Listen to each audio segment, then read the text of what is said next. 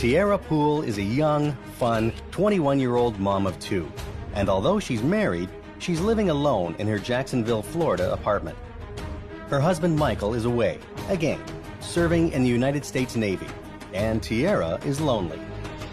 Tierra is hoping she can find someone online to fill the gap in her life. Sure enough, her personal ad on Craigslist is answered soon after she posts it, and she starts communicating back and forth with a man. Eventually, they decide to meet in person, and on July 8th, 2010, they come back to her apartment. Will this new man help to fill the hole in Tierra Poole's heart? It's 4 days later, and Michelle Edwards hasn't heard from her friend Tierra.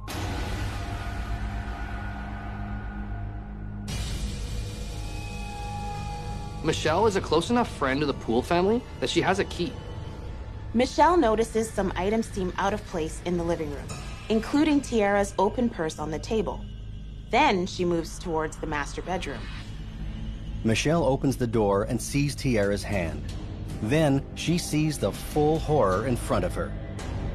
Tierra has been stabbed an unthinkable 89 times and left to die alone on her bedroom floor.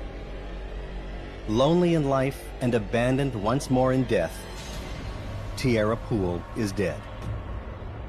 It will take investigators weeks to weed through a nest of lies in real life and in the cyber world to find the truth behind her brutal murder. And the answer to why her is perhaps the most heartbreaking of all.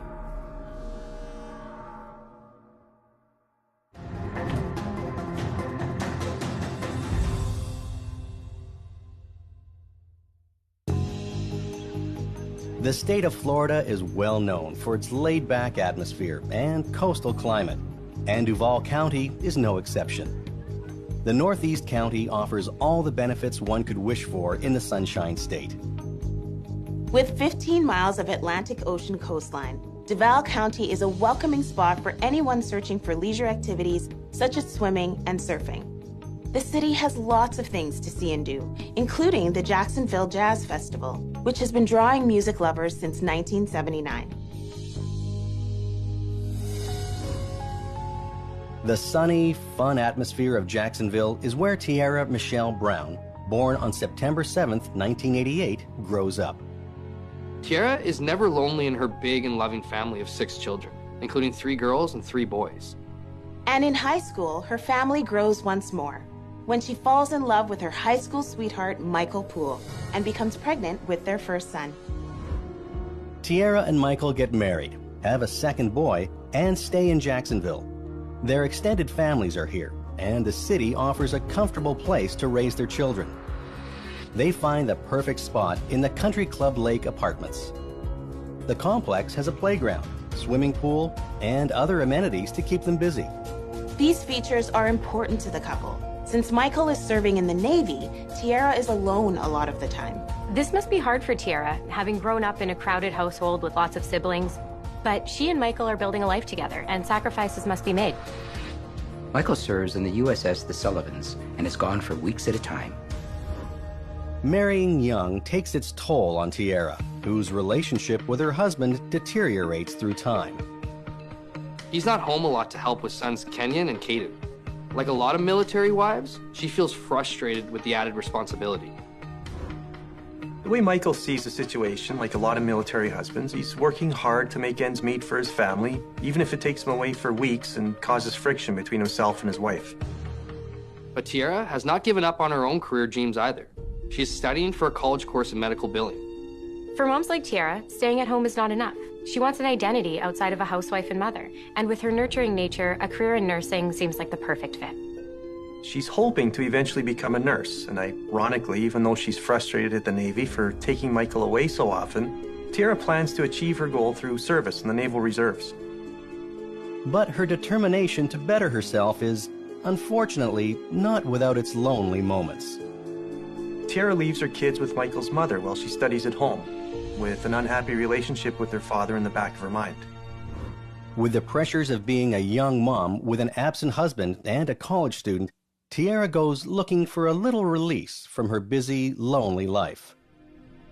You know, loneliness can be a very controlling factor in someone's life if their loneliness is that tough or that extreme. She seemed to be a caring mother. You know, she was just not happy in her relationship. Like a lot of people in the 2000s, Tiara goes online to Craigslist to find companionship outside of her marriage. Craigslist, especially at that time, was largely unmoderated, and with the personal section, it was basically the Wild West. Today, there are trafficking laws preventing the misuse of personal ads for sexual activity. But that is not the case in 2010. Michael suspects his young bride is having affairs with other men, but he's not sure, and he's not home often enough to know if it is true. At the same time, a family friend who does know it's true tries to convince Tiara to stop going online to meet other people, but she continues anyway. Although the internet is filled with personal ads of an explicit sexual nature, it's a relatively tame ad Tiara places on Craigslist that attracts the attention to her. On July 1st, 2010, Tiara posts an ad looking for a white male. She lists certain characteristics she wants in a potential candidate, but there's no sexually explicit language used in the post. In fact, one of the traits she's looking for? A chill attitude. A chill attitude? Tiara signals in her language that she's not looking for your typical one-night hookup. There's definitely certain words and coded phrases that would help communicate what Tiara is truly looking for, even if she can't come right out and say it. Without the help of specialized algorithms and dating apps and detailed profiles, she's doing the best she can to explore this world safely. Within 4 days of posting the ad, Tiara Poole gets a response, one that suits all her qualifications for a mate. Over the next week, Tiara messages, texts, and speaks to her new friend on the phone multiple times. And while she wasn't sexually overt in her ad, the conversations become increasingly explicit. On July 8th, she entertains a visitor. Kenyon and Caden are away with relatives, so Tiara has the apartment to herself. Tiara welcomes a man she knows from online. They've been chatting and texting. Whatever starts in the living room soon moves to the bedroom. And 4 days later, no one has heard from Tiara Poole. Michelle Edwards is a friend who occasionally looks after Tiara's kids when Tiara needs a babysitter. She starts to get worried about Tiara after days without any communication from her. Add to that, the two are supposed to meet at the college Tiara is attending, and it's not like Tiara to ditch without a call or a message. So on July 12th, Michelle decides to check things out for herself. Michelle uses the key Tiara has given her to enter the apartment and looks for any sign that Tiara is okay. As soon as Michelle sees Tiara's hand on the bedroom floor, she runs out of the apartment and calls 911. She knows immediately that Tiara is not okay. When police arrive, they discover Tiara is dead in the bedroom, lying in a pool of blood. The bedroom is in chaos, with blood on the carpet, the door, and the wall. There's also bloodstains in the bathroom. There's knife wounds across Tiara Poole's body, including many on her arms. That indicates she put up a real fight for her life in defending herself against her attacker. With these types of injuries, it's clear Tiara did not die quickly during the attack.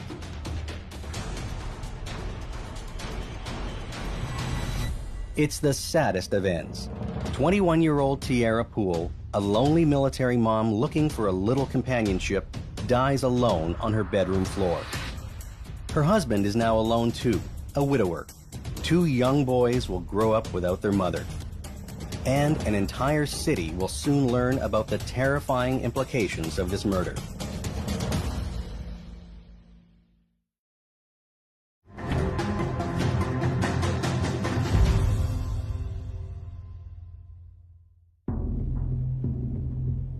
"21-year-old Tiara Poole has just been found brutally murdered inside her Jacksonville, Florida apartment. It's now up to police to determine what led to this horrific crime and bring Tiara's killer to justice. With the kids away at their grandparents' place and her Navy husband away at sea, Tiara Poole turns to the internet to meet some of her new companions. But after 4 days of no communication, friend Michelle Edwards gets worried and goes to check on Tiara. What she finds changes the course of many people's lives forever. A member of the Jacksonville Sheriff's Office, Officer Wesley Brown is the first law officer to arrive at the apartment. Brown enters the bedroom and finds Tierra. It's a gruesome sight. She's been stabbed dozens of times. There's blood everywhere across the master bedroom where Tierra took her last breaths. There's a pool of blood on the floor and blood stains on the bed, wall, and on the bathroom door. There are also blood drops at the entrance to the bathroom. Police determine the stains in the bathroom floor around the tub and toilet appear as though the killer attempted to wipe up the mess. There is also a large knife, missing from the kitchen, found in the bathroom leaning against the tub. Its blade is bent and its tip broken off. There's no doubt this is the knife that killed Tierra Poole. The tip of the blade is embedded in her upper right forehead. It's a brutal crime scene that points to a violent killer, one that needs to be caught at all costs. Tierra also has punctures all across her body, with most of them to the head and neck area. There are at least 2 sets of potentially fatal wounds, including back punctures into her lungs and a slashed throat. This is a vicious, personal, and prolonged killing. Tierra's final moments must have been a living nightmare. The medical examiner, Dr. Jesse Giles, concludes there is ample evidence Tierra did her best to defend herself during the knife attack, which took many minutes, not seconds, before it was over. Of the at least 89 wounds to Tierra's body, about half of them are defensive, on her hands and on her arms. She was doing all she could to survive. Giles estimates the attack on Tierra lasted about 5 minutes, and she would have been conscious for all of it. You can only imagine what was going through her mind in those final moments. She had 2 children and hopes for the future. Tierra fought desperately to see that future. Outside of Tierra's body, officers find a variety of other evidence in the bedroom. A bottle of OxyClean and some pieces of clothing are found on the bed, and the comforter has a bloody rip through it. The one thing investigators don't find is fingerprints. This detail poses a real challenge for police. It looks like the killer made an effort to erase his tracks and make sure it would be very difficult to discover his identity.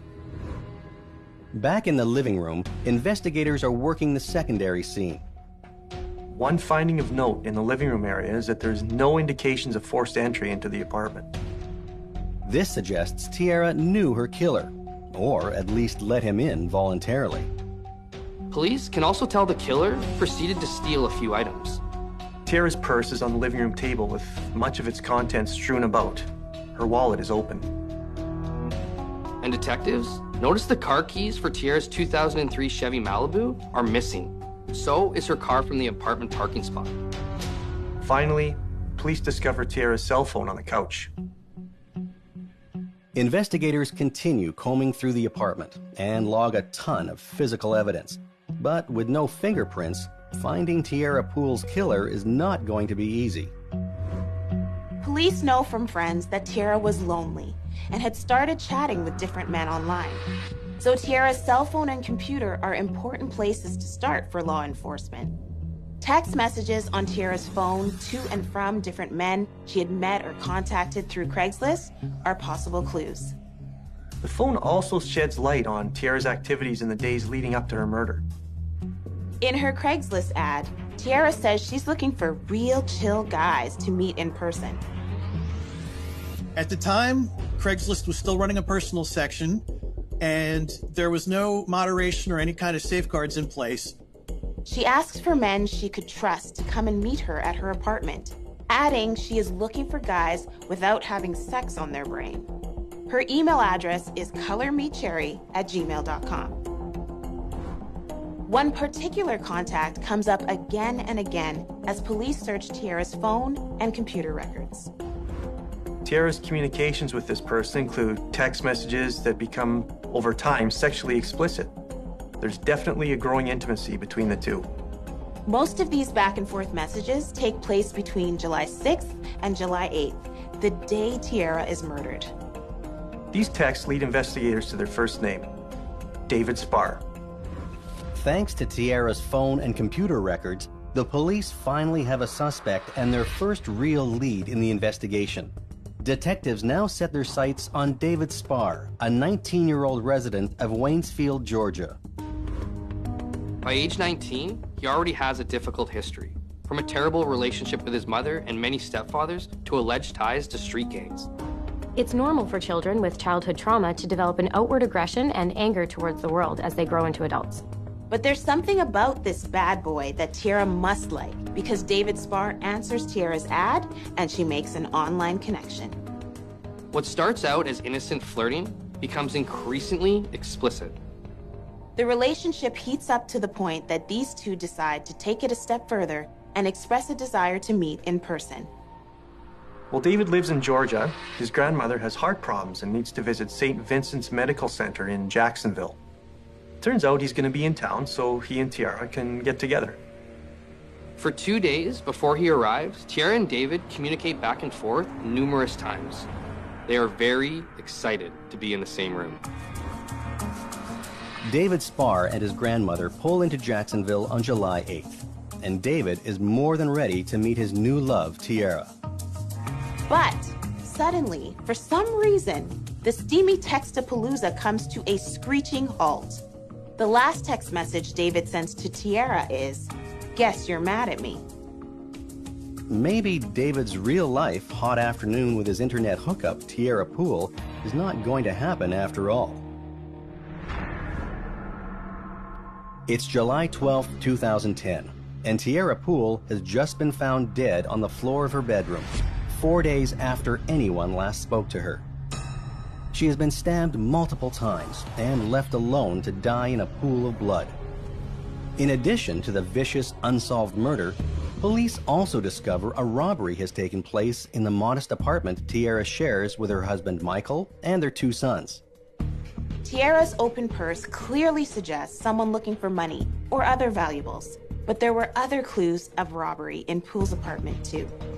A PlayStation game console is missing from the apartment, along with a wireless router, some video games, and a set of keys.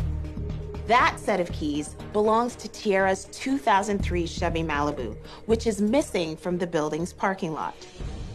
And then there's one curious thing that hasn't been stolen: a cell phone found on the couch. While so much is still a mystery, the cell phone could be the one thing that could break this case wide open. In the last week of her life, Tiara's search for a companion to cure her loneliness seems to have succeeded. She's been exchanging a lot of texts and messages with a Georgia man named David Spahr. This fast and furious long-distance flirting between Tiara and David quickly becomes much more intimate. And even though Tiara is a married mother of 2, she's itching to meet her paramour in person. Detectives are able to use Tiara's computer and phone records to locate Spahr's address in Waynesboro, Georgia. So they head north for a little visit. Spahr is currently living with his grandmother. Officers greet Spahr and his grandma and ask him to come with them to answer some questions about an investigation they're conducting. Of course, with a history of gang violence and a troubled childhood, Spahr may have experience in dealing with authority figures without tipping off any guilt or anxiety. Spahr is not a suspect, and the officers tell him he is not under arrest. Spahr agrees to accompany them. As promised, investigators make it as comfortable as possible for David Spahr. They bring him a soda and ease him into the conversation. They're about to tell him the woman he's been in a relationship with is dead, and they don't know how he's going to react. The first thing they do is pull out a photo of Tiara Poole, who has been murdered. Does David Spahr recognize this woman? Spahr confirms that yes, he recognizes Tiara. She's the Jacksonville woman he met online on Craigslist 3 weeks earlier, after she posted an ad. Spahr says he traveled to Jacksonville on July 8th with his grandmother, who was to have a heart catheter inserted at St. Vincent's Hospital. He had hoped to meet Tiara in person on the same trip. He texts Tiara from the hospital, letting her know he's in town. And lo and behold, Tiara comes down and meets him in the hospital's information desk. Spahr tells police the 2 chat for a bit, then decide to go back to her apartment. They'd been sexting and hinting and building to this moment for a few weeks now. They both couldn't wait any longer. Once he's back at the hospital, Spahr texts Tiara again. But this time, unlike all the other times, she doesn't respond. Police thank Spahr for his time. He has helped them piece together the last hours of her life, and it sounds like, according to him, they were enjoyable ones. Before he does, though, police ask him for one more thing that could help them out: the clothes he was wearing on July 8th. he happily agrees to provide them. David Sparr has been forthcoming and polite with police. He answers all their questions and gives them everything they asked for. He doesn't shut down or lawyer up. But when investigators go over their notes from their interview with David, they realize something is wrong with the timeline Sparr has given them. Now, this could have just been a mistake on David's part. He could have misspoken. But if he deliberately shifted the date of when he first met Tiara, that's a big red flag for any detective. Armed with this new information, investigators decide to check into David Sparr's phone records. And it's there they find more inconsistencies. The 2 texts he claims to have sent from the hospital after Tiara dropped him off were actually pinged from another location, across a river from the medical facility. Surveillance footage recorded by hospital cameras at the time is also at odds with David's story. In the recording, Sparr enters the lobby of the hospital at 2:20 p.m., followed by the arrival of Tiara 10 minutes later. Footage from another hospital camera shows the couple returning to the hospital from their Tears Through the Parkade. But in this video, Sparr is wearing different clothes than the ones he provided investigators. Another lie, and another big red flag. So, while David seemed to be cooperative and helpful, police now know he has been anything but. Sparr has been caught in a series of lies, which is especially suspicious considering how cooperative he's been. Is Sparr's cooperation just a sophisticated way of manipulating investigators? Police tracked David Sparr down at a relative's home in Charleston, South Carolina. And on July 24th, he is arrested as a person of interest in the death of Tiara Poole. Still being cooperative, Sparr agrees to allow to the search of his residence, his property, and of his vehicles. He sits down with police for another talk. This time, though, it's not a cordial chat. The interrogation after his formal arrest starts with much of the same details. Once again, David tells police Tiara joined him at the hospital, that they talked for a while, and that they left together and went back to her apartment for a good time. After they had sex, he repeats that Tiara drove him back to the hospital and left to go back home. Sparr also reminds police that he sent 2 texts to Tiara after she dropped him off that she didn't respond to.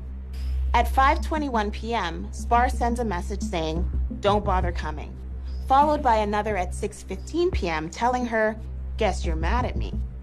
After listening to Sparr's story, the detectives decide to challenge his version of events and judge his reaction. Investigators already have phone records from David's cell carrier indicating he was not at the hospital, as he says he was, when he sent those final 2 texts to Tiara's phone. Police also revealed to David that they have surveillance camera footage that just doesn't jive with his story. Despite the circumstantial evidence police have just presented to him, Sparr continues to insist he is not responsible for Tiara's murder.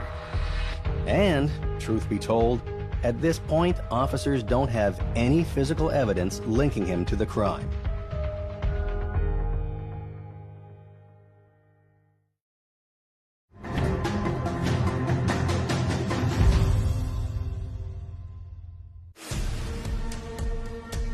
David Sparr has been arrested on a mounting collection of circumstantial evidence and some inconsistencies in the stories he's been telling about the day 21-year-old Tiara Poole was murdered. But David Sparr insists he's innocent, and police don't have enough concrete proof to charge him. Then, just as police think David Sparr is done talking, he starts telling stories again. This time, Sparr shares that on July 8th, he actually goes back to Tiara's apartment after they'd had sex, and she dropped him off to see his grandma at the hospital. He says he returns to get some cigarettes. When he gets there, he discovers there's blood everywhere. He freaks out and he leaves the building. Officers are suspicious that this story is the real truth, but it does account for why David Sparr may have been at Tiara's apartment at the time of the killing. And without evidence to dispute it, they're stuck. Just when they think they've been backed into a corner, investigators realize that David Sparr's stories are like the weather. If you don't like it, wait a minute and it will change. So detectives decide to increase the pressure in an attempt to secure a confession. Sparr begins talking again. This time, when the story shifts, he puts the murder weapon into his own hand. David says he's taking a shower in Tiara's apartment, when she unexpectedly attacks him with a knife. The shocking, unprovoked attack causes him to black out. He says when he regains his senses, Tiara's in a pool of blood on the bedroom floor. Spar claims he doesn't remember stabbing Tiara, but suggests if he did stab her, he was acting in self-defense because she was actually trying to kill him. Spar says he's the actual victim here. He says he was protecting himself against Tiara's unprovoked and vicious knife attack, but he thought no one would believe him. So he wiped down the scene for fingerprints. The blackout Spar describes is certainly a possible reaction to stress, but the combination of claiming such duress, then having the wherewithal to clean up the crime scene, seems unlikely. This story of David Spar's amounts to a confession, but he has no memory of the murder. And more importantly, some of the details still don't match the crime. Tiara was attacked on the bed in the bedroom, and not in the bathroom, for example. The police have had enough of Spar's half-truths, and they're losing patience. They asked David once and for all, tell us one more story, and this time, make it the truth. Spar says he did take a shower. He comes out of the bathroom with a towel around his waist, and Tiara asks him to give her a back massage. At some point during the massage, Tiara Poole mentions she is married and has 2 kids. For David Spar, this is a bombshell revelation. Married with 2 kids? He travels 6 hours for what he thinks is a budding new relationship. But now he knows this woman wasn't interested in him in any serious way at all. He's been duped. A spurned lover? Now that is a motive for murder. Investigators believe for the first time that David Spar is telling the truth. Spar continues that after he learned the information about Tiara's family, he blacks out. When he comes to and sees a knife in his hand, he realizes what he's doing and stops. He maintains that he was not aware and he did not perceive that he was stabbing Tiara. David says he's had these blackouts before, including once while he was driving and got into a car accident. After he stabs Tiara, Spar says he goes through her purse and finds 8 hydrocodone pills. Hydrocodone is an opioid that is intended to block pain signals to the brain. In large quantities, it can make it very difficult to maintain focus. He says he takes the pills after the attack because he's so upset. David tells detectives that blood stinks so bad, and he starts to clean up the bloody mess he's made. He admits he learned how to wipe down a crime scene on the television show CSI. Before he leaves, David says he gathers up the PlayStation, some games, and a router from the apartment, as well as the keys for Tiara's vehicle. Police are grateful to David Spar for telling the truth. They know how hard it is to admit to mistakes, especially fatal ones. Surprisingly, David is grateful to these detectives too. He tells them what happened at Tiara's apartment had been weighing heavily, and he knows police would eventually be coming for him.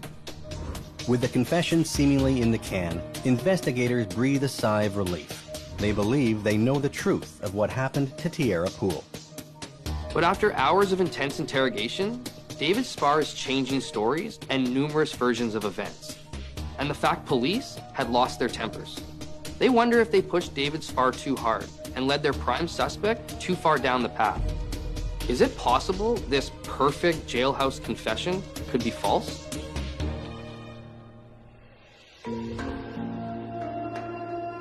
David Spar confesses to viciously killing Tiara Poole in her apartment on July 8, 2010.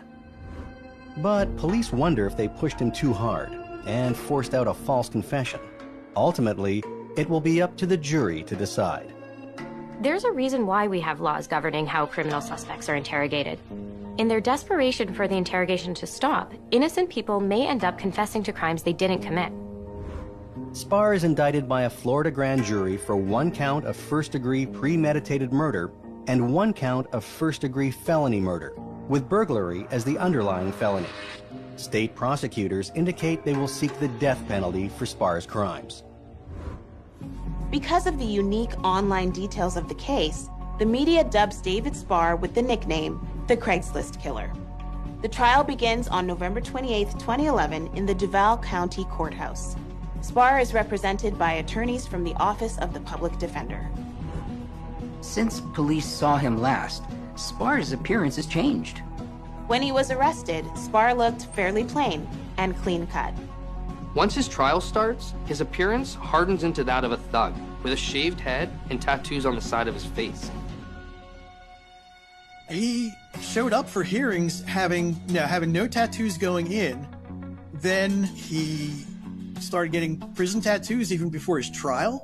I believe he said he had joined a gang while he was in custody. Prosecuting attorney Bernie De La Ronda begins, and he centers first on the viciousness of the murder. The killer inflicted an unthinkable number of stab wounds on Tierra Poole, 89. 89. Over 89 stab wounds or cuts were made by that man. That's not self-defense. That's not a crime of passion. That is just out-and-out brutality and violence. That's something that's just unhinged and psychotic. Next, Tierra's husband, Michael Poole, testifies he and his wife were high school sweethearts, admitting as well they were having marital problems. Poole said he knew Tierra had been putting personal ads on Craigslist, but did not know about the ones Spar answered.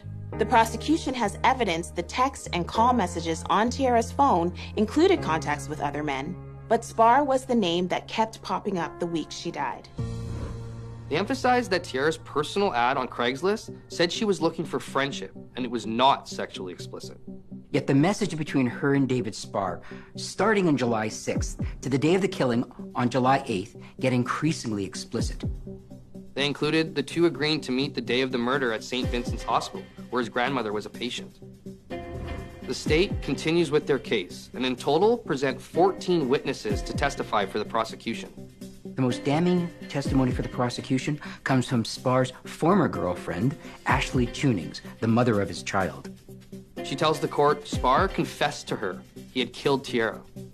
Ashley didn't believe him at first, but then he sends a letter describing the murder. In that letter, Spar brags about planning the killing. He uses a gender-based slur to describe killing her. In his words, he slumped that and it was a good rush. He also writes he had killed before in a gang initiation, and his grandmother, being in the Jacksonville hospital, gave him the perfect alibi to kill Tierra.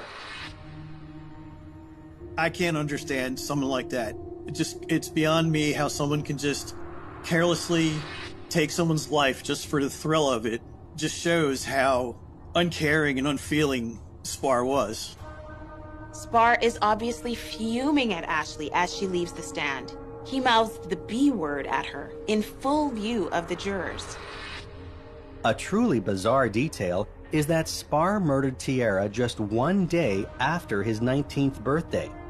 In his letter to his ex-girlfriend, he states that he planned this murder for a week and a half. Was this some gruesome birthday plot?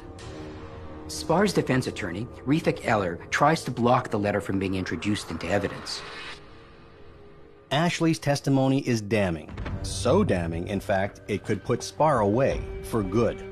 So after conferring with his lawyers, he agrees to a defense strategy that could at least prevent a sentence of the death penalty. In his defense's opening statement, Spar agrees to concede to a second-degree murder charge rather than be tried for first-degree murder. Now fighting for his client's innocent, but in order to keep his client alive, defense attorney Michael Bade actually opens his defense where he admits that Spar killed Poole. He looked down and he saw the body of Tierra Poole laying there in an armbar. But he asked the jury what degree of murder they would believe he was guilty of. This is an important distinction. If Spar is telling the truth and he committed the crime in a blackout state, it could have an effect on the court's opinion as to the death penalty. Bade says when Tierra revealed she was still married and had 2 kids, Spar lost control of himself. He just snapped. But the murder wasn't premeditated. He asked the jury to keep this critical piece of information in their minds as they deliberate their verdict. The judge instructs jurors on the definitions of first and second-degree murder, and the group retires to consider the evidence. It doesn't take long for the jury to reach a verdict. After only 25 minutes of deliberations, the jury is back in court with a unanimous verdict, guilty as charged. They decide Spar's actions were premeditated and the Craigslist killer receives a conviction of first-degree murder. Spar shows little emotion to the verdict. He almost looks bored. Spar's earlier convincing lies to investigators, combined with his behavior at the trial, point to the traits of a sociopath. The prosecution has won their case, but Spar still has to go through the sentencing phase to decide whether or not he will face the ultimate penalty for his crime, death. In the state of Florida, a death sentence is either carried out by lethal injection or a trip to the electric chair. A terrifying prospect for David Spar, whose attorneys argue for a lesser sentence. Her family wants justice for Tiara, but Spar's defense team are arguing for life in prison. Everyone connected to the case is watching carefully for the answer to the same question. Will Spar's life be spared? Or will it end like Tiara's did, in death?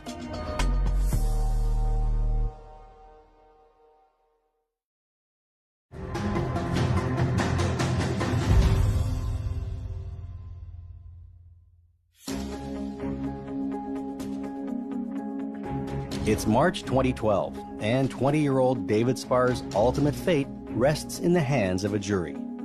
The Craigslist killer has already been convicted of stabbing 21-year-old wife and mother of two, Tiara Poole, an unthinkable 89 times in her Jacksonville, Florida apartment, after meeting her online and setting up a date for sex. It only takes less than half an hour for a jury to hold him accountable for that. Now, he's facing the death penalty for first-degree murder, but his defense counsel argues he deserves life in prison instead. It's the responsibility of the defense to mitigate or lessen the sentence given to his client. Attorney Refik Eller presents a number of witnesses to testify supporting mitigation. Doctors and family members testify regarding Spar's fragile mental health. David's mother, Rhonda Hickox, shares with the jury that she's been married 7 times and that some of those partners were abusive to her son. The director of the Tara Hall Home for Boys, where David was sent as a child, says Spar had little to no contact with his family during his 2-year stay at the school. The picture they paint of David Spar is one of a tragic and sad upbringing, almost a victim himself of his own circumstances. I mean, it's not the first time this would come up as a murder defense. They were limited on what they could do. And the evidence was overwhelming, in my opinion, that Spar was the murderer. I think Spar was just looking to kill anybody. And Tiara just happened to be at the wrong place at the wrong time. On the other hand, the prosecution brings forward victim impact statements to share their memories of Tiara Poole. Michael Poole remembers his wife as a beautiful woman with a beautiful soul. He says though they had talked of divorce, they were trying to work out their differences. Michael's mother, Thelma Summers, says she was helping raise the couple's boys, but Tiara was a devoted mother and she was loved and missed by all. The defense and prosecution finish their presentations, and the jury retires to decide Spar's fate. Life in prison with no chance of parole, or the ultimate penalty, death. Again, it doesn't take the jury long to consider their verdict. This time, just over an hour.